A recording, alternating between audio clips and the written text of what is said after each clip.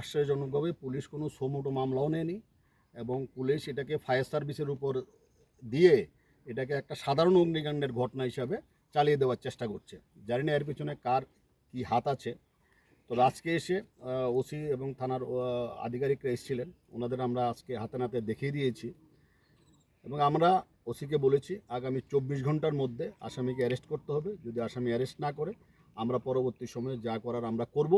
তবে এটা ভাবার কোনো কারণ নেই যে এই এলাকা যত সাংবাদিক আছে, অত্র এলাকাতে যত আজকে সবাই লোকাল স্থানীয় সাংবাদিকরাও প্রেজেন্ট আছে, সাংবাদিকরা আতঙ্কিত হওয়ার বা এইসব গুরুত্ব দেওয়ার কোনো কারণ নেই। আমরা আছি, আমরা এত দূর থেকে আমরা পরের দিনে আসতাম। আপনারা জানেন যে আমাদের একটা নির্বাচন সদ্য শেষ হয়েছে, যে কারণে পরের দিন আমরা আসতে পারিনি। আমরা ঘটনা যেখানেই ঘটুক আমরা কিন্তু সাথে সাথে আমরা যাবই এবং কাউকে ছাড়া হবে না। এটা যেই দলেরই হোক, আমি বারবার বলছি, রিপিট করছি, যেই দল